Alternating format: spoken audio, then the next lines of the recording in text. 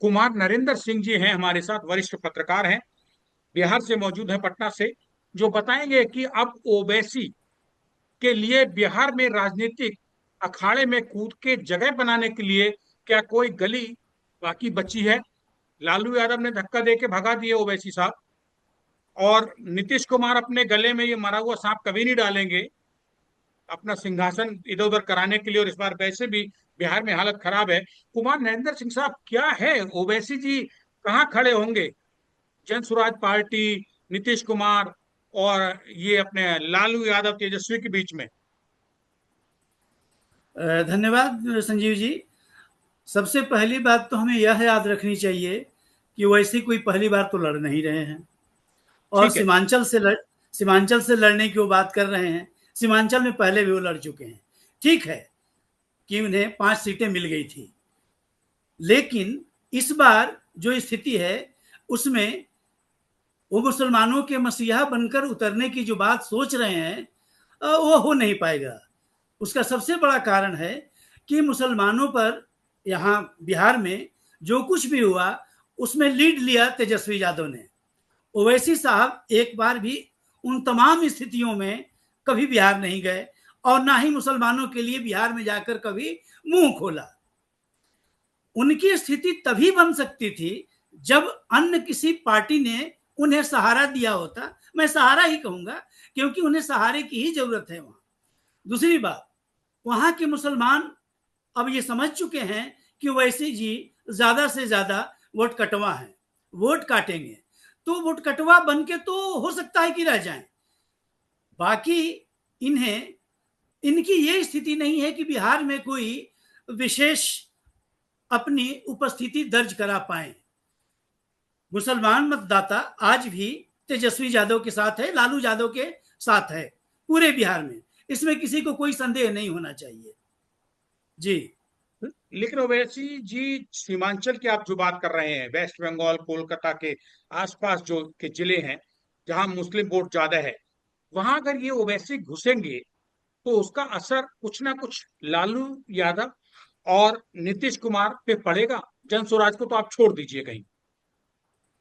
मुझे ऐसा इसलिए नहीं लगता है कि बिहार में कोई भी ऐसा मुस्लिम नेता नहीं है जो ओवैसी के साथ हो। तो इन्हें जो एक आधार चाहिए था, एक वॉइस चाहिए था, बिहार में इनके पास नहीं है। ये खुद ही वॉइस हैं, खुद ही पार्टी हैं, और खुद ही मतदाता हैं। तो ऐसी स्थिति में वो ज्यादा से ज्यादा कुछ प्रतिशत मतदाताओं को अपने पाले में खींच सकते हैं, लेकिन कोई पॉलिटिकल फोर्स बनेंगे इसकी कोई संभावना मुझे नजर नहीं आती। फिर कुमार नरेंद्र सिंह जी, आप 50 साल से बिहार की राजनीति को देख रहे हैं, एक पत्रकार होने के नाते रग रग से जी वाकिफ हैं, बिहार के चप्पे चप्पे से वाकिफ हैं। जो नेता आज दाढ़ी सफेद हो गई है वो आपके टाइम में यंग एज में खड़े होना शुरू हुए हैं। ऐसे में जी। फिर बिहार की इतनी गहरी राजनीति में ओवैसी साहब क्यों कूद रहे हैं, आग से क्यों खेलने जा रहे हैं? वो आग से नहीं खेल रहे हैं, वो चाहते हैं कि हमारी कुछ हैसियत बने, ताकि आने वाले दिनों में हम अन्य पार्टियों से बार्गेन कर सकें। वो आग में नहीं खेल रहा है आदमी, वह अपनी उपस्थिति दर्ज करा रहा है। और वोट परसेंट अगर खुदा न खास्ते ओवैसी जी को कुछ वोट मिल जाते हैं ठीक ठाक, तो आने वाले दिनों में वो बिहार की दूसरी पार्टियों से बार्गेन कर सकते हैं, तोल मोल कर सकते हैं। इससे ज्यादा उनकी कोई स्थिति नहीं होने जा रही है। और आप ये जब कहना चाहते हैं कि नीतीश बाबू से और लालू यादव तेजस्वी से बड़े राजनीति के सौदागर बनने की लालसा ओवैसी को बिहार में घसीट के ले जा रही है जबरदस्ती? निश्चित रूप से आपने एकदम सही समझा।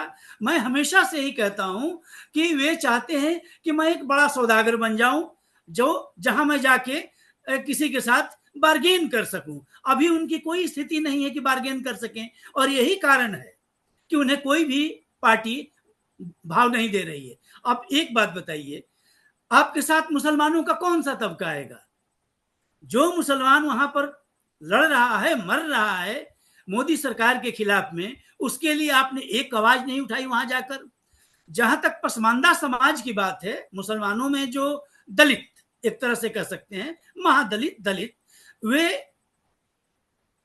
मूल रूप से नीतीश के साथ हैं। लेकिन सीएए पर नीतीश की चुप्पी ने उन्हें उनसे दूर किया है, कोई माने या ना माने। मैं मानकर चलता हूं कि सीएए पर, एनआरसी पर जो नीतीश ने चुप्पी रखी और मोदी सरकार को समर्थन दिया, उससे मुसलमानों के दिल में एक अविश्वास की भावना बढ़ी है उनके प्रति, जो चुनाव में क्रिस्टलाइज कर नीतीश सकती है, जो दिखाई पड़ सकती है। नीतीश कुमार पे असर डाल सकती है नेगेटिव, जी जी, और उसका फायदा फिर लालू यादव एंड कंपनी को मिलेगा। स्वाभाविक। इसलिए कि जो लोग अभी भी मेरा मानना है कि दलितों पर, खासकर दलितों पर, जो उत्तर बिहार में निश्चित रूप से चिराग पासवान का से है दलितों में, लेकिन अगर आप भोजपुर, गया, जहानाबाद इत्यादि में आते हैं तो यहाँ के दलितों में आज भी सीपीआई एमएल ही है। वे मूल रूप से सीपीआई एमएल के समर्थक हैं। मैं आज भी कहता हूं कि चुनाव जब भी करा लो, शाहबाद क्षेत्र की जितनी सीटें हैं, 6-6, 12-15 सीटें हैं, उसमें शायद ही 2 से 3 मिल सके भाजपा और जदयू मिलाकर, इससे ज्यादा नहीं मिलने जा रहा है, क्योंकि कांग्रेस, राजद और सीपीआई-एमएल मिलाकर इनका वर्चस्व रहेगा वोटों पर। आप कुछ नहीं कर सकते, और इसे तोड़ने का अभी तक नीतीश जी ने पहले तो प्रयास किया था, अति दलित, अति पिछड़ा और अति दलित, लेकिन जिस महंगाई ने परेशान किया है इस तबके को, उससे उनका मोहभंग हो गया है और वो स्वाभाविक रूप से गठबंधन, महागठबंधन के साथ जाएंगे। लेकिन जब मुसलमान अपने को देख रहा बिहार का कि नीतीश बाबू इनका भला नहीं कर सकते हैं, ओवैसी की कोई औकात नहीं है, तो फिर तो इसका मतलब क्लियर है कि मुस्लिम वोट जो है बिहार का आगामी विधानसभा 2025 के चुनावों में सीधा सीधा लालू यादव, तेजस्वी की तरफ चला गया है, बिना कुछ करे धरे। उनको मेहनत नहीं करनी, आप ये कहना चाह रहे हैं क्या? लगभग स्थिति यही है, लेकिन वहां पर नेतृत्व की भूमिका बहुत मायने रखेगी। ये कैंडिडेट का जो चुनाव करेंगे उस पर बहुत कुछ निर्भर करेगा। आपने देखा लोकसभा में महागठबंधन को बहुत सीटें आनी चाहिए थी, लेकिन कैंडिडेट का चुनाव और कुछ अपनी जिद, लालू यादव कहिए, तेजस्वी यादव की अपनी जिद कि हम इनको समर्थन नहीं देंगे, हम उनको समर्थन नहीं देंगे, हम उनसे नहीं मिलेंगे, हम इनसे नहीं मिलेंगे। मैं किसी का नाम नहीं ले रहा हूं, इसलिए कि राजनीति में सब कुछ पता है लोगों को। तो ऐसी स्थिति विधानसभा के चुनाव में नहीं आनी चाहिए। इस बात का ख्याल अगर तेजस्वी रखते हैं तो स्वाभाविक रूप से लगभग मुसलमान वोट तेजस्वी को जाएगा, महागठबंधन को जाएगा। क्योंकि देखिए, जिन जगहों पर सीपीआई-एमएल मजबूत है, वहां पर सबसे बड़ी बात है कि मुसलमानों की अगर पूरे देश में कहीं सबसे ज्यादा सुरक्षा है तो वही है जहां सीपीआई-एमएल मजबूत है। किसी की मजाल है कि भोजपुर में जाके किसी मुसलमान को कोई गाली दे दे, कोई मार दे? नहीं मार सकते। कितने बड़े भी आप ठाकुर हो, कितने भी बड़े भूमिहार हो, आप नहीं मार सकते हैं। मारेंगे तो आप वहीं काट दिए जाएंगे। और यह सरकार नहीं, यह पार्टी सुनिश्चित करती है कि किसी भी मुसलमान के खिलाफ में कोई बदमाशी, बदतमीजी ना हो। तो और आज तेजस्वी और माले दोनों एक साथ हैं। ऐसी स्थिति में मुसलमान स्वाभाविक रूप से जाएगा, इसमें कहने की कोई आवश्यकता ही नहीं है। नीतीश बाबू आपकी नजर से कहीं इस चुनाव में डगमगा रहे हैं, या गठबंधन जोड़ तोड़ की जो राजनीति में माहिर है नीतीश बाबू, वो उनका बेड़ा पार कर देगी, इस बार भी उनको गंगा नहला देगी? देखिए, नीतीश जी अभी कुछ नहीं करेंगे। पता नहीं उनकी कौन सी नस दबी हुई है मोदी जी के हाथ में, वो कुछ नहीं कर सकते अभी। लेकिन चुनाव में उन्हें कम सीटें मिली और भाजपा को बहुत सीटें मिल गई और उन्हें मुख्यमंत्री नहीं बनाया गया, तो पाला बदलेगा, यह मैं लिख के दे सकता हूं। सबसे बड़ी बात यही है कि चुनाव का परिणाम क्या आता है। चुनाव परिणाम में कुमार नरेंद्र सिंह जी, अगर मान लिया बीजेपी सीटें ज्यादा ले आती है आपके मुताबिक ही बिहार विधानसभा 2025 इलेक्शन में, और नीतीश बाबू को लग रहा है कि वो सत्ता के सिंहासन नहीं, चीफ मिनिस्टर फिर से नहीं बन पा रहे हैं, तो वो किधर को, किसकी गोद में जाके बैठ सकते हैं? क्या संभावना? जाहिर है स्वाभाविक रूप से एकमात्र जगह बचती है जहां वो जाएंगे, और वह है तेजस्वी यादव, राजद के साथ जाएंगे। भाई राजद क्या कायदे से बैठाएगा उनको अपने साथ? बिठाएगा, 2 नंबर पे बिठाएगा। भाजपा तो 1 नंबर पर, 2 नंबर पर नहीं रहने देगी। भाजपा तो इनकी पार्टी को ही खत्म कर लेगी। ये नीतीश जानते हैं कि मैं वहां जाके पार्टी को बचा लूंगा। कम से कम आप भाजपा में रहकर अगर भाजपा को ज्यादा सीटें आ गई और आपको बहुत कम आ गई तो आपकी पार्टी गई। यानी कि बिहार के इलेक्शन 2025 में नीतीश बाबू और भाजपा सिर्फ सीटें आने का इंतजार कर रहे हैं और उसके बाद मारकाट मचेगी सत्ता की। बहुत सही। ये दोनों ही इस फिराक में बैठे हैं कि देखते हैं ऊंट किस करवट बैठता है। अगर नीतीश को ज्यादा सीटें आ गई तो भाजपा को तो मजबूरी है, क्योंकि भाजपा जानती है कि जैसे ही नीतीश और तेजस्वी मिलेंगे कि भाजपा आउट हो जाएगी, बिहार से कहीं रहेगी ही नहीं। भाई जब आपकी जो कोर वोट प्रतिशत है वह मात्र 15% है, 85% के अधिकारी वे लोग हैं। ऐसे में भाजपा को अच्छी तरह पता है, उसे पता है कि हम नीतीश के साथ मिलकर ज्यादा सीट ला सकते हैं। अभी बिहार में स्थिति है, सवर्णों से मेरी बात होती है वहां पर, वे लोग नीतीश से बहुत खफा हैं। मोदी जी को आज भी वे भगवान मानते हैं, मोदी जी से वो अलग नहीं जाएंगे। जितने भी राजपूत ब्राह्मण भूमिहार कायस्थ हैं वे मोदी जी को नहीं छोड़ेंगे। उसमें 98% मोदी जी के साथ हैं। क्यों? ऐसा लेकिन क्यों? वो एक बन गया है, आप ऐसा नहीं कर सकते हैं, क्योंकि मोदी जी जिस राजनीति को लेके चल रहे हैं वह सूट करता है सवर्णों को सबसे ज्यादा। मोदी जी ने और भाजपा ने बिहार में अच्छा अच्छा या कहिए मतलब अपनी पैठ भी बनाई है, खास करके जादवों में बहुत अच्छी पैठ बनाई है। लेकिन जादवों में एक भी नेता पैदा नहीं होने दिया है भाजपा ने। सबसे बड़ी दिक्कत भाजपा की है। कोई कहे हुकुमदेव नारायण सिंह यादव नहीं है अब, तो अब कौन है भाजपा में यादव का नेता? कोई नहीं है। सबसे बड़ी दिक्कत भाजपा की। जी नहीं तो जी जी बोले भाजपा आप। के साथ कोई यादव नेता बन नहीं पाया, बनना नहीं चाहता है, या भाजपा बनने नहीं देना चाहती है? तीन इसमें कहना सवाल है क्या एक है, साथ। बनने नहीं देना चाहती है? कौन नहीं बनना चाहता है? जब वोट है, वहां नेता भी हैं, जीतते भी हैं, वे क्यों नहीं चाहेंगे कि हम सेंट्रल स्टेज पे आए? तो सेंट्रल स्टेज पर आने के उनके तभी भी संभावना बनेगी जब उन्हें जो शीर्ष नेतृत्व है उन्हें आगे करे।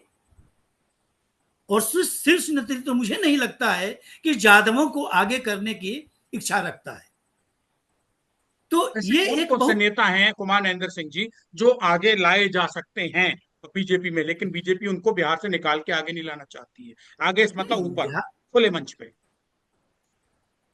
देखिए सबसे बड़ी बात है कि ये भरोसे की बात होती है। आप लाए जा सकते हैं, आप में काबिलियत हो सकती है, इससे हमें इनकार नहीं है।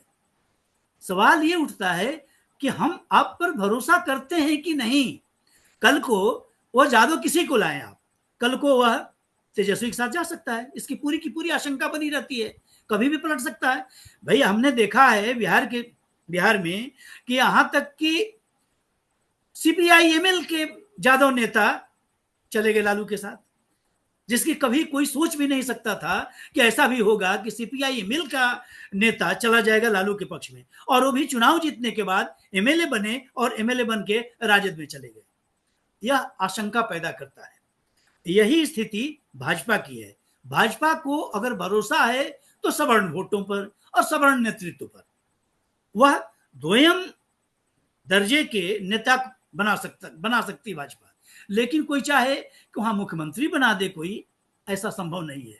यह मध्य प्रदेश लोग कहेंगे कि मध्य प्रदेश में तो बना दिया। भाई मध्य प्रदेश में यादवों की वह स्थिति नहीं है जो बिहार में यादवों की स्थिति है।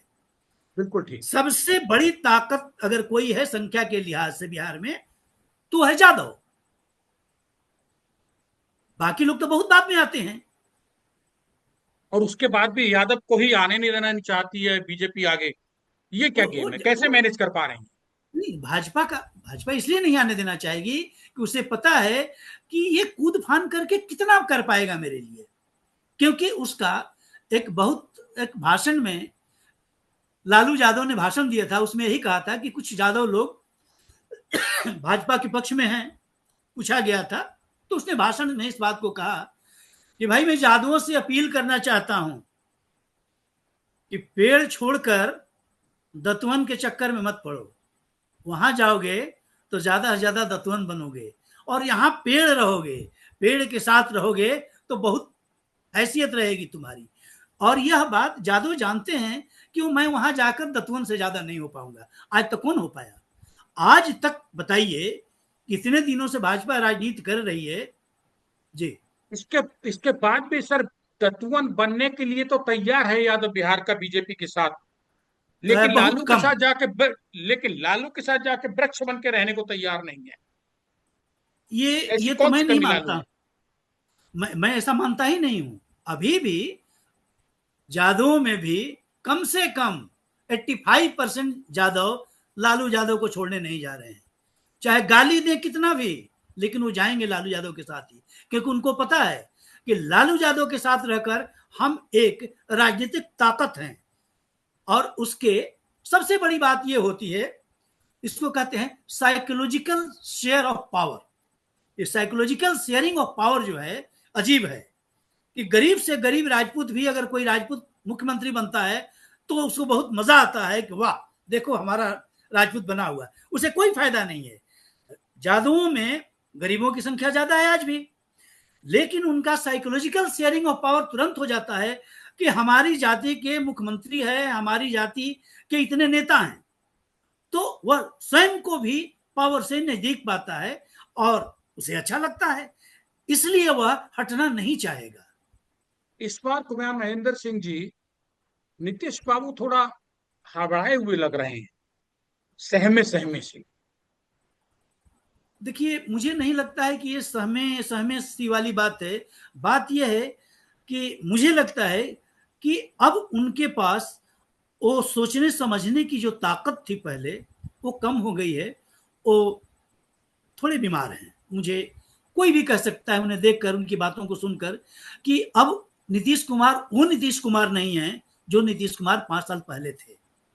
लेकिन पॉलिटिकल एक्यूमेन अभी भी उस आदमी में कम नहीं हुआ है। वह जानता है व्यक्ति कि राजनीति को कैसे अपने पक्ष में टिल्ट करना है। आपको भले न लगे, मुझे भी नहीं लग रहा है, लेकिन जानकार लोग बताते हैं जो उनके साथ रहते हैं, कई लोग उनके बहुत ही नजदीक हैं मेरे, नीतीश कुमार के, वो बताते हैं कि वो अब उतना बोलेंगे नहीं, कहेंगे नहीं, पर वो जान जाएंगे कि आप क्या करने वाले हैं। तो ये अगर जो व्यक्ति जान जाएगा कि अगला क्या करने वाला है, तो उसकी रणनीति अपनी बना लेगा कि अब मुझे क्या करना है। और नीतीश से ये क्वालिटी अभी खत्म नहीं हुई है। कुमार महेंद्र सिंह साहब, एक बड़ा अहम सवाल है। लालू और नीतीश दोनों टक्कर के खिलाड़ी हैं बिहार की राजनीति के गलियारों में, सत्ता के गलियारों में।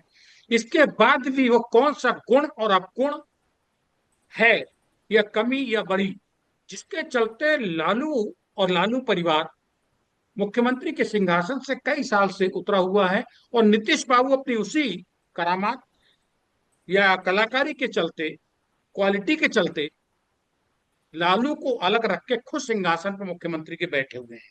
बहुत मतलब गहरा सवाल है जो आप पकड़ सकते हैं। जी जी, मैं समझ रहा हूँ आपकी बात को। देखिए, सबसे पहली बात कि लालू यादव जो पहला इलेक्शन हारते हैं, वह अपने भ्रष्टाचार के आरोपों और बिहार में जो अराजक स्थिति हो गई थी उसके खिलाफ में जो बिगुल बजाया, वह नीतीश कुमार ने बिगुल बजाया। वो इलेक्शन हारते हैं, और नीतीश ने अपने पहले कार्यकाल के दौरान बता भी दिया कि जो मैं कहता हूं वह मैं करता हूं। उसने गुंडई बिहार से लगभग खत्म कर दिया था। उन्होंने विकास की झड़ी लगा दी थी, और पारदर्शिता, ना मैं किसी को फंसाऊंगा ना मैं किसी को बचाऊंगा, और उन्होंने ये करके दिखाया। यही कारण है, याद कीजिए, जब दूसरी बार वो इलेक्शन लड़ रहे थे तो उन्होंने बिहार की जनता के पास बहुत कुछ प्रचार हुआ उनके खिलाफ में, दुष्प्रचार हुआ। उन्होंने सिर्फ यही कहा कि अगर आपको लगता है कि मैंने जो वादा किया था वो पूरा किया है तो मुझे वोट दीजिए, और लगता है कि नहीं किया है तो मुझे वोट मत दीजिए। और लोगों ने जार के वोट दिया नीतीश कुमार को। देखिए, हिंदुस्तानी मानसिकता एक ऐसी है, जो वादे पर खरा उतरता है उसको जनता जल्दी छोड़ती नहीं है। नीतीश ने जो वादा किया था उसको पूरा किया, और सिर्फ पूरे इलेक्शन के दौरान उन्होंने यही कहा कि अगर आपको लगता है कि मैंने अपना वादा पूरा किया है तो आप मुझे वोट दीजिए, वरना मुझे वोट दीजिए मत दीजिए। यह सबसे बड़ी बात थी। ये तो तो बीजेपी नीतीश ओवैसी और लालू तेजस्वी का हो गया, चिराग पासवान की भी बात हो गई। सवाल ये है कि जन सुराज पार्टी, बाबू प्रशांत किशोर जी कहाँ खड़े हैं 2025 बिहार विधानसभा चुनाव में? देखिए, जन स्वराज पार्टी और इनके नेता किशोर जी ने बिहार में प्रचार तो बहुत किया है, लोगों के बीच बहुत ज़्यादा गए हैं, छोटी छोटी जगहों पर मीटिंग किए हैं, और एक तबका, खास करके पढ़े लिखों का एक तबका इनके साथ है, जो इनकी बातों से प्रभावित है। पलायन का मुद्दा भी इन्होंने बनाया, लेकिन पलायन के मुद्दे पर तेजस्वी इनसे आगे हैं। तो पलायन का मुद्दा जरूर बनाया है, वो पलायन का मुद्दा सवर्णों में ही घर कर सकता है, लेकिन सबसे ज्यादा पलायन छोटी जातियों का होता है। बिहार से बाहर जो लोग जाते हैं उनमें छोटी जातियों का, दलितों का कम होता है। क्योंकि उसका कारण है, दलितों के पास शहर में दिल्ली आने जाने के लिए किराया तक नहीं होता, यहाँ पर कोई उनका सोशल सपोर्ट नहीं है कि किसी के पास जाके रह ले। जादव भी एक चमार को नहीं रखेगा अपने पास। जबकि छोटी जातियां जो हैं, जो मध्यवर्ती जातियां हैं, कोयरी, कुर्मी, जादव, धानुक, फलाना दिखना, बहुत सी जातियां हैं, इनका एक सोशल सपोर्ट बेस हर जगह है। वहां पर उनके रिश्तेदार मिल जाएंगे, उनके दोस्त मिल जाएंगे, तो सबसे ज्यादा पलायन उनका होता है। दोनों ने पलायन का मुद्दा उठाया। सवर्णों में जन स्वराज का आह्वान ज्यादा गया है, लेकिन छोटी जातियों में इंक्लूडिंग दलित सबसे ज्यादा तेजस्वी का गया है। तो इसके मुद्दे पर तो नहीं, लेकिन वह आदमी लगातार पिछले 3 साल से काम कर रहा है, इसके बावजूद, और यही 3 साल से काम ही नहीं कर रहा है, लोगों में वहां के एक खास सेक्शन में कहें, ये खास भावना भी वर्ग में, आई कि सवर्णों जी में, उच्च शिक्षितों में। जी, उनको लगता है कि क्या बुरा है अगर इनको, स्वराज पार्टी को हम लोग सत्ता में लाएं। लेकिन ये सोचना एक अलग बात है, और वास्तव में इसे प्रैक्टिकल रूप देना अलग बात होती है।